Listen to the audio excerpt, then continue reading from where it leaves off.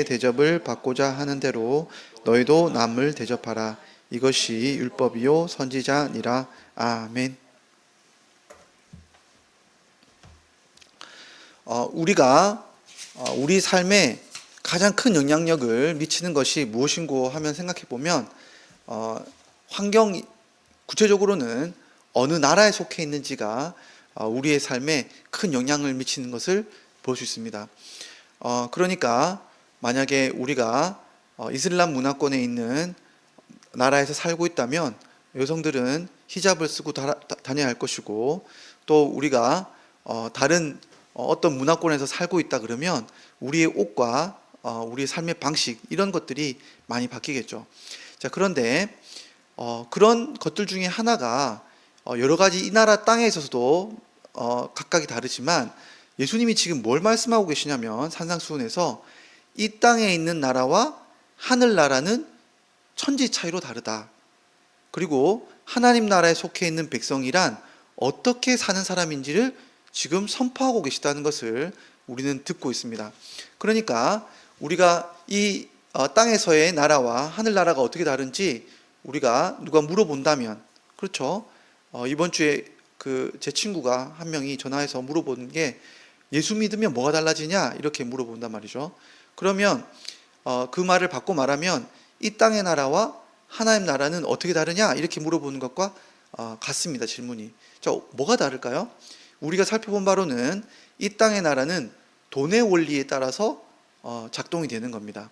그리고 돈의 원리이기 때문에 모든 사람들이 누구를 바라보고 사냐면 조금 더 힘 있는 사람, 조금 더 돈이 더 많은 사람의 원리를 따라서 우리가 판단하면서 살아가게 돼 있다는 거죠.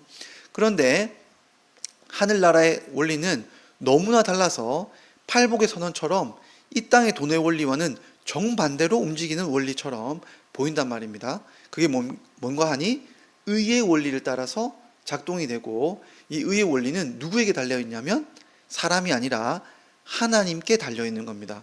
그러니까 신자는 누구를 바라보고 사냐면 사람을 바라보고 사는 게 아니라 하나님 앞에서 사는 삶을 살아갈 수밖에 없는 것이 신자의 삶이다.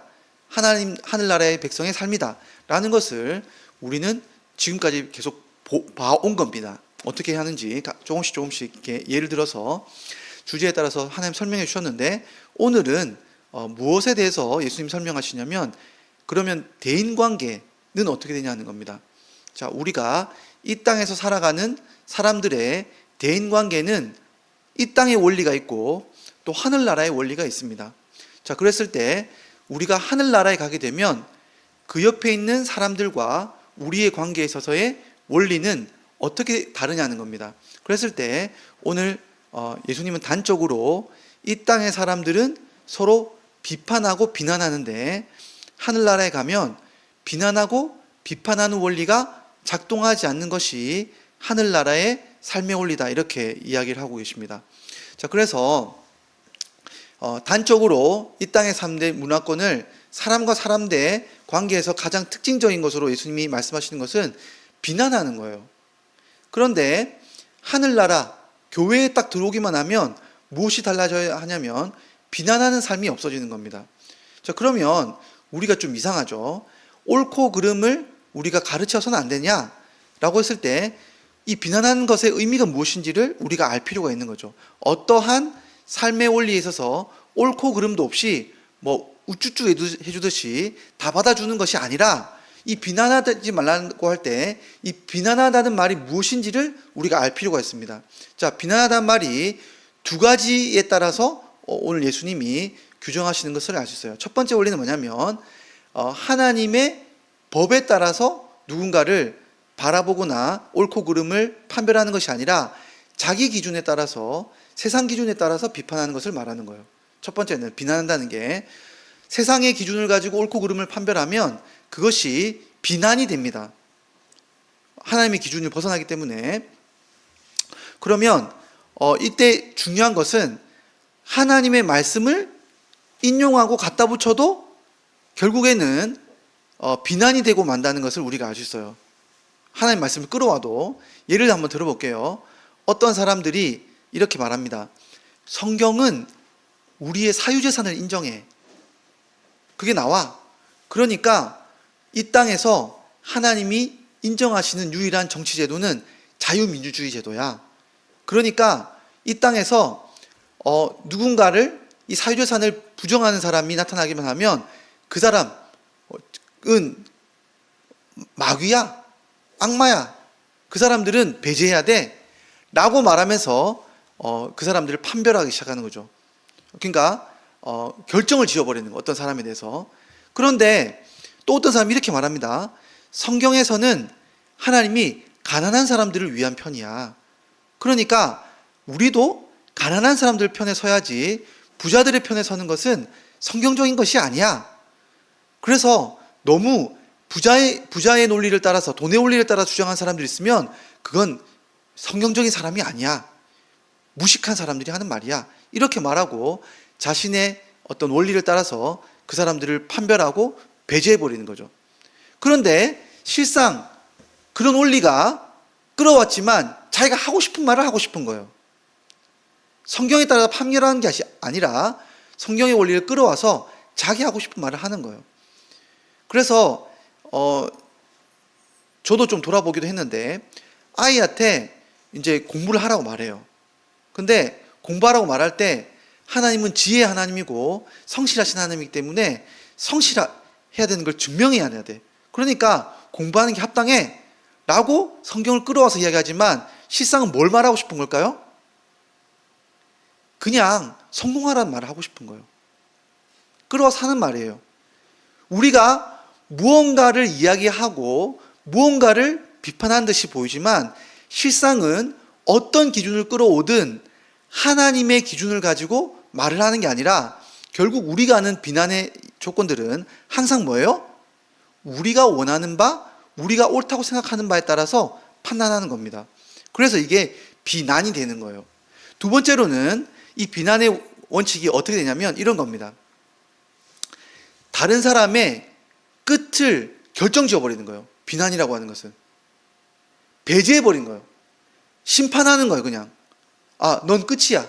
그러니까 너 이렇게 하는 거 보니까 넌 아웃이야. 이렇게 하는 거 보니까 넌 안 되겠네. 이렇게 하니까 너는 이런 사람이야. 하고 단정 지어버리는 것이 뭐예요? 비난의 요소예요. 그래서 예수님이 하신 말씀, 오늘 하신 말씀이 뭐냐면 너는 이런 게 있어. 그러니까 너는 이걸 고쳐야 돼. 라고 말하는 게 비난이 된다는 거예요. 그런데 잘못된 것이 있으면 말을 해야죠, 당연히. 그런데 왜 이것이 문제가 되냐면 예수님이 말씀하신 게 이거예요. 왜 우리가 우리의 기준을 가지고 다른 사람의 끝을 결정해버리면 문제가 되냐면 우리 안에 우리 기준이 이미 오염되어 있다는 거예요. 예수님이 이렇게 말한 거예요. 내 눈 속에 있는 들보가 이미 있어. 그러니까 뭔가를 보고 싶은데 나무 기둥이 있으니까 옆에만 보이는 거예요. 기준이 이미 편협한 거예요. 그런데 귀신같이 다른 사람 눈에 있는 티끌이 보이기 시작해요. 예수님이 뭐라고 말하냐면 누구를 비판하기 전에 내 눈 속에 있는 기준점, 보고 있는 시각이 정말로 올바른지부터 점검하라는 거예요. 그러니까 우리가 누군가를 판단할 때는 항상 우리의 기준을 가지고 편협한 시각으로 누구를 바라보기 때문에 항상 결론이 어떻게 되냐면 옳고 그름을 말하지만 결국에는 어떻게 되냐면 그 사람을 향해서 악의적인 감정을 가지게 돼 있어요. 뭐냐면 나는 한없이 괜찮고 상대방에게는 한없이 악의적인 태도를 가지게 되는 거예요. 나에게는 한없이 관대한 거예요. 그런데 다른 사람을 향해서는 티끌만큼이라도 잘못된 게 있으면 지적질을 하고 싶은 거예요. 이게 예수님 말하는 비난이에요. 그러니까 우리가 뭔가를 말할 때 두 가지죠. 하나는 하나님의 기준점에 서 있지 않고 자신의 기준점이 있는데 그 기준점이라고 하는 것은 결국엔 뭐예요? 다른 사람을 향해서 편협하게 악의적인 감정을 가지고 뭔가를 판단하는 거예요. 이게 비난이에요. 우리는 그럴 수밖에 없는 한계에 있는 거예요.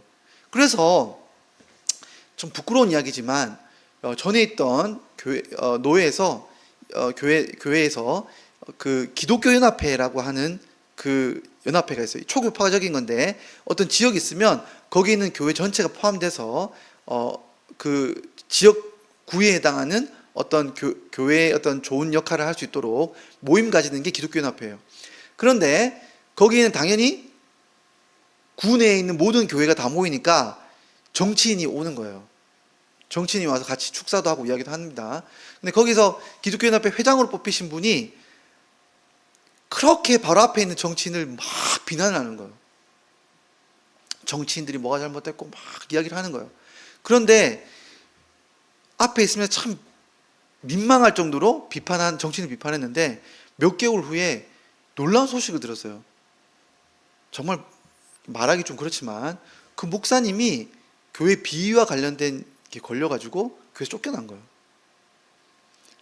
우리가 무엇이 문제인가 하면 누군가의 조그만 잘못에 대해서 엄청나게 악의적으로 비판을 해요. 그런데 우리의 비판은 비난이 될 수밖에 없는 게 우리의 잘못은 한없이 덮어요. 그것이 우리의 한계예요. 그래서 우리가 하는 판단과 윤리적인 그런 근거는 항상 비난이 될 수밖에 없어요. 왜? 우리 자신이 왜곡되어 있기 때문에 그래요. 이미 판단이 돼 있어요. 누군가에 대해서. 미운 마음이 있어요. 그리고 그 미운 마음을 가지고 이성적으로 판단하면서 이러니 저러니 하고 이야기하는 거예요. 근데 결국에는 뭐예요? 오늘 하나님이 정말 무서운 말씀하시는 게 뭐냐면 너가 그런 비난을 할 때마다 하나님이 마지막 날에 너가 다른 사람에게 했던 그 비난 그대로 너를 판단해 주겠다고 이야기하시는 거예요. 그래서 비난은 무서운 일이 되는 거예요. 자, 그런데 그러면 우리가 생각할 때 비난하지 않는다는 것이 그러면 하나님 나라에서는 어떻게 통용이 되느냐라는 거예요. 하나님 나라에서는 왜 비난이 없느냐라는 겁니다. 자, 그랬을 때 이 비난의 원리를 우리가 잘 알다시피 가장 크게 비난하시는 분은 하나님이에요. 하나님이 우리 각자를 향해서 오늘 말씀하신 것처럼 비난하고 싶으신 거예요. 얼마나 하나님이 우습겠어요. 우리 안에 있는 들보를 하나님은 다 보고 계신데 우리 모두가 다른 사람 눈 속에 있는 티끌을 찾아서 자기 재판관이 되어서 비난하는 것으로 온 땅에 있는 사람들이 재판관이 되어 살아가는 거예요. 사사기에 나오듯이 뭐예요? 그 땅에 왕이 없는데 모든 사람이 왕이 된 거예요. 그렇게 살아가는 게 우리가 사람을 대하는 태도예요. 그런데 하나님이 우리를 보시고 진짜 비난하고 싶으신데 하나님이 우리를 비난하고 하실 때 모든 우주에서 유일한 한 분이 하나님이 비난하시는 것을 보시고 우리가 이 비판하는 이 비난을 보면서 안타깝게 자신의 모습이 아니라 우리의 입장에 서서 우리의 그 티끌과 우리의 들보를 안타까워 하시는 분이 유일하게 한 분이 계셨어요. 그분이 누군가 하면 예수님이에요. 모든 사람들이 다른 사람의 죄악을 찾을 때 유일하게 우리의 죄악을 하나님 편에 서서 대신 비난을 받고 싶어 하는 유일한 우리 편이 돼준 딱 한 사람이 있는데 그 시각을 가진 사람이 누구예요? 예수님이에요. 우리를 비난하고 싶으신 게 아니라 우리가 받아야 할 비난을 안타까워하신 한 사람이 계셨던 거예요. 그래서 여러분 십자가를 지셨는데 십자가 예수님이 달리셨을 때 거기에 있던 모든 사람들이 예수님을 비난했어요. 그런데 더 웃긴 건 뭐냐면 더 기이한 건 뭐냐면 예수님이 그 사람들의 비난을 아파하신 게 아니라 십자가에서 아버지가 자신을 비난하는 것을 가장 아파하셨다는 거예요. 예수님이 왜 십자가를 지셨느냐? 여러분과 제가 다른 사람을 비난하는 그 비난의 기준을 가지고 하나님이 마지막 날 우리를 엄청나게 비난하실 진노를 가지고 계셨던 거예요. 너희는 지옥에 들어가도 할 말이 없는 사람들이야. 나는 너희를 지옥에 보낼 거야. 하나님의 이 판단은 그런데 편협한 게 아니에요. 하나님의 기준으로 편협함 없이 하나님 우리를 그대로 보셨기 때문에 정당한 겁니다. 그런데 예수님이 하나님의 그 진노와 비난을 십자가에서 다 받으신 거예요. 우리를 대신해서 예수님이 십자가에서 하나님의 그 화와 진노와 우리가 다른 사람을 향하여 비판하고 비난하고 화를 내는 그 손가락질을 예수님이 십자가에서 받으신 거예요.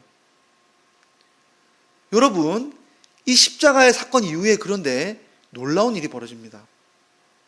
하나님이 화가 풀리신 거예요. 하나님이 우리를 진노하시던 그 진노에 대한 그 손가락질을 내려놓으신 거예요. 그리고 우리를 향해서 화가 풀려 있는 사랑의 마음이 생기신 거예요. 그래서 하나님이 그리스도의 십자가 사건 이후로 우리를 어떻게 바라보시냐면 자신의 의의 기준으로 진노를 내릴 기준으로 보는 게 아니라 우리를 긍휼히 여기시기 시작한 거예요. 자기 자식으로 보시기 시작한 겁니다.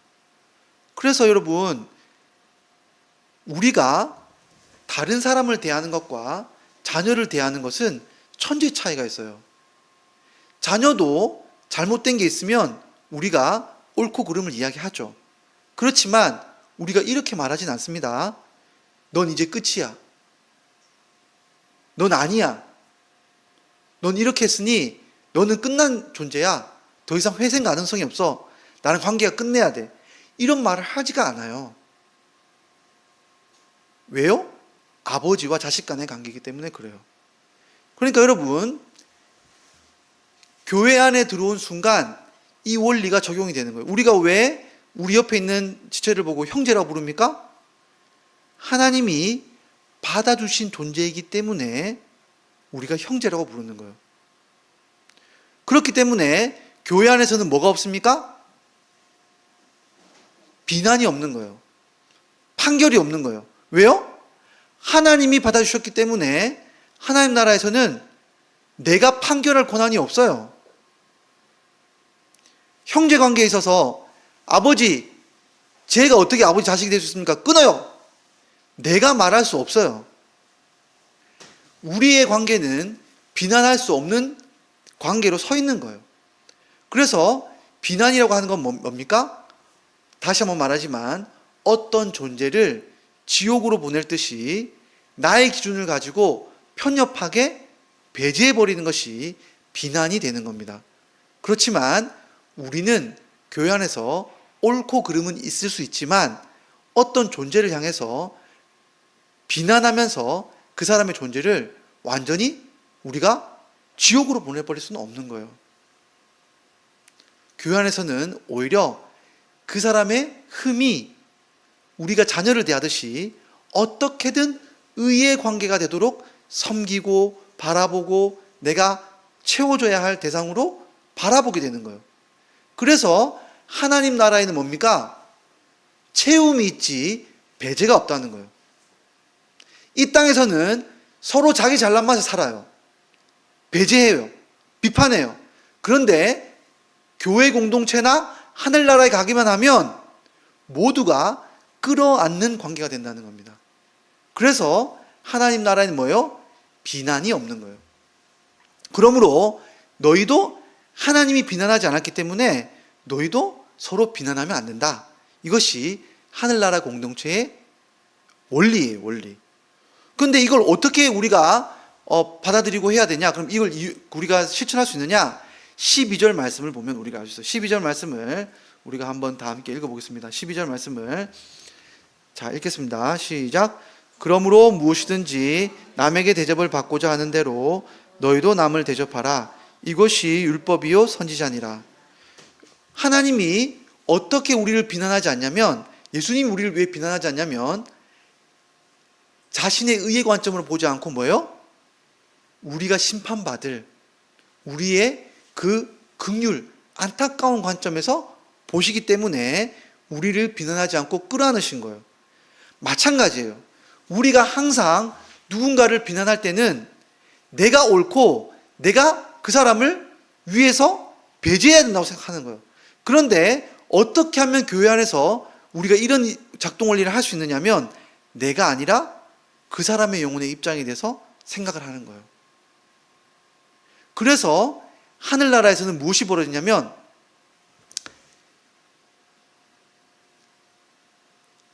상대방에 있는 흠보다는 내 흠이 훨씬 크게 보이는 거예요. 상대방에 대해서 정지한 손가락보다는 내가 채워줘야 할 뭔가가 보이는 거예요.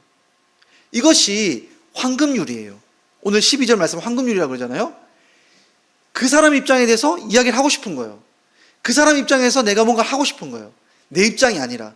이것이 하늘나라에서 벌어지는 일들이란 겁니다. 그런데 이게 어떻게 가능해요, 여러분? 이게 우리가 윤리적으로 가능합니까? 불가능해요. 이루어질 수 없는 겁니다. 근데 어떻게 가능하시냐면 아까 우리가 본 것처럼 예수님이 십자가에 달리셨던 그 예수님의 십자가를 우리가 바라보고 믿을 때 예수님의 마음이 우리 가운데 임재하심으로 이런 일이 일어나는 거예요. 그러니까 그리스도의 마음이 신자에게 임재할 때 우리 안에 무슨 일이 벌어지냐면 두 가지 일어나요. 다른 사람이 흠이 보일 때마다 내 죄가 더 크게 보이는 거. 다른 사람의 실제 잘못된 것이 드러날 때 그리스도가 주신 의가 채워져야 할 것 같은 안타까운 긍휼의 마음이 생기는 거예요.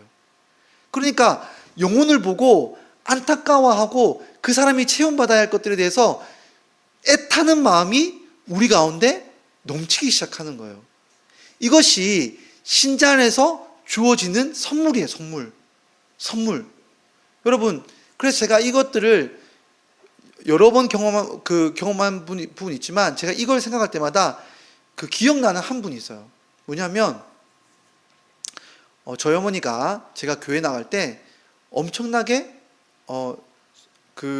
손가락 좀 그만 뜯으세요. 네. 어머니가 저희 제가 교회 갈 때마다 엄청나게 교회를 못 가게 가로막고 막 핍박하고 그랬습니다. 그래가지고 제가 신앙생활 하기가 너무 버거웠어요. 그러니까 멀리 떨어져 있는데도 불구하고 주일날 아침이면 전화가 와요. 하숙집 아줌마한테 걔 교회 갔냐 안 갔냐 막 못 가게 하고 막 계속 그런 얘기 있으니까 제가 기도할 때마다 그 선교단체에 있는 간사님에게 어머님 때문에 기도해달라고 부탁을 했어요. 그런데 어느 날 하루는 그 선교단체 간사님이 저를 붙잡고 우시는 거예요. 그게 그냥 거짓된 마음이 아니에요. 우시면서 어떻게 말하냐면 어머니가 지옥에 가지 않으셔야 될 텐데, 어머니가 하나님의 진노에 빠지시면 안 될 텐데, 그러면서 그 영혼에 대한 안타까운 마음으로 긍휼의 마음을 가지고 우시는 거예요. 그 간사님이, 그 여자 간사님이. 그 마음을 보고 자식된 나도 저렇게 안타까운 마음으로 어머니를 위해서 기도해 본 적이 별로 없는 것 같은데, 그 간사님이 그 영혼에 대한 구구절절한 안타까운 마음이 있는 거예요. 왜 그런 마음이 주어질까요? 그리스도의 마음이 십자가를 바라보면서 주어지는 거예요. 우리 가운데 심판의 마음, 누구를 정죄하고 지옥 보내려고 하는 마음이 아니라 우리 가운데 지옥에 내가 들어가서라도 건져내고 싶어하는 그 긍휼의 마음이 십자가를 바라볼 때 우리 안에 임재하는 거예요. 그래서 이것이 가능해지는 거예요. 우리 하늘나라의 그 마음속에 어떻게 이런 것이 가능하냐면 이게 윤리가 아니에요. 우리가 의무적으로 해야 되는 게 아니라 그리스도와 우리가 하나 되어서 그리스도의 마음이 임하기 때문에 이 원리가 작동되는 거예요. 그래서 여러분 오늘 이런 말을 하는 거예요. 예수님이 6절 말씀을 좀 다 같이 보면 이게 이 전체 본문에서 되게 이해하기 힘든 구절이거든요. 우리 6절 말씀을 다 함께 읽어보겠습니다. 시작. 거룩한 것을 개에게 주지 말며 너희 진주를 돼지 앞에 던지지 말라. 그들이 그것을 발로 밟고 돌이켜 너희를 찢어 상하게 할까 염려하라. 여러분, 왜 갑자기 이 문맥 속에서 이 말씀이 나왔냐면, 여러분, 세상은 끊임없이 여러분과 저를 비판하고 비난할 거예요. 우리가 세상에 나가면 우리는 비난받으며 사는 게 익숙해져요. 그것이 우리의 인생이에요. 그런데 여러분, 무슨 일이 있냐면, 여러분, 우리는 그 진주와 그 거룩을 포기하면 안 돼요. 주님이 우리에게 주신 긍휼히 여기는 마음, 다른 사람을 용서하는 마음, 영혼을 사랑해서 그 사람의 잘못보다 그 영혼이 받을 징벌이 훨씬 내 마음을 아프게 하는 이 놀라운 은혜를 놓치면 안 된다는 거예요. 우리는 어떻게 그러면 이 마음을 계속 가질 수 있을까요? 예수님이 약속하잖아요. 바로 뒤에서 뭐라 그럽니까? 7절에 구하라, 그러면 주실 것이다. 찾으라, 찾게 될 것이야. 두드려, 그럼 열릴 것이야. 왜요?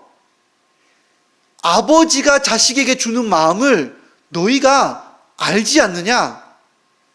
아들이 아버지에게 떡을 달라고 하는데, 야, 돌 먹고 한번 이빨 망가져 봐봐. 이렇게 말할 아버지가 누가 있겠느냐? 자식이 아버지에게, 아버지 생선 좀 주세요. 그런데 뱀을 주는 아버지가 누가 있겠느냐?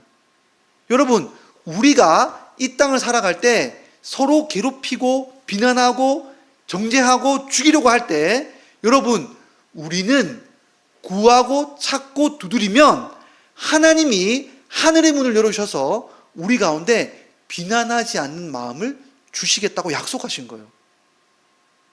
우리가 하나님 앞에서 항상 세상에 그런 비난을 받고 우리 자신을 비판하고 우리 자신도 돈의 원리를 따라서 내가 정말 비굴하고 인정받을 수 없고 가치 없는 인간이라고 낙심할 때 우리는 어디로 가는 거예요? 우리 영혼의 아버지신 하나님께로 가서 우리 영혼의 상태를 올려드리는 거예요. 그랬을 때 우리가 하나님께 구하면 하나님께서 너희 영혼이 얼마나 가치 있는지, 너희 영혼이 얼마나 확실하게 용서받았는지, 얼마나 내가 너 영혼을 거룩과 의로 완전한 다스리는 자로 왕으로 바꿔줄 것인지를 약속을 들려주시고 하늘의 복을 내려주시는 거예요. 그렇기 때문에 이 땅에 있는 이 돼지우리와 같이 우리가 디둥구는 나뒹구는 이런 세상에서 여러분, 우리가 살아갈 유일한 방식은 기도하고 구하는 거예요. 하나님이 우리에게 이 약속을 주신 겁니다. 그래서 우리가 이 약속을 붙잡으면 어떻게 됩니까? 하나님이 우리를 꼭 껴안아 주시는 그 일을 우리가 마음에 경험하게 되는 거예요. 그리고 우리는 다시 어떻게 세상에서 교회에 나와서 형제들을 대할 수 있습니까? 형제들을 우리도 끌어안을 수 있는 거예요. 흉을 보는 게 아니라, 죄를 보는 게 아니라, 정죄하는 게 아니라 어떻게 하면 그 영혼을 사랑의 마음으로 일으켜야 할지를 우리가 보게 되는 겁니다. 그래서 여러분, 하늘나라에 가면 어떤 일이 벌어지냐면 이 땅에 있는 비난이 사라지고 말아요. 그래서 교회 안에서는 비난 없는 인간관계가 이루어져야 한다는 것을 예수님이 우리에게 명령하시는 겁니다. 그래서 많은 사람들이 12절 말씀을 이렇게 말해요. 황금률처럼 최고의 율법이다. 아닙니다, 여러분.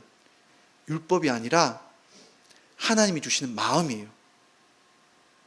그 마음의 은혜를 받아서 우리도 다른 사람에 대하여 그 영혼의 아픔에 같이 아파할 수 있는 저와 여러분 되기를 간절히 소망합니다. 이 시간 함께 기도하며 나가도록 하겠습니다. 하나님, 이 시간 우리에게 하나님의 마음을 주십시오. 우리가 구하면 주신다고 하셨고, 찾으면 찾게 될 것이라고 하셨고, 두드리면 열릴 것이라고 하셨는데, 하나님, 우리 가운데 하나님의 이 마음, 우리의 이 긍휼의 마음을 우리에게 부어주시기를, 그리고 새로운 교회를 통해서 이 긍휼의 마음이 더욱 넘쳐나기를 함께 기도하며 나가도록 하겠습니다. 기도하겠습니다.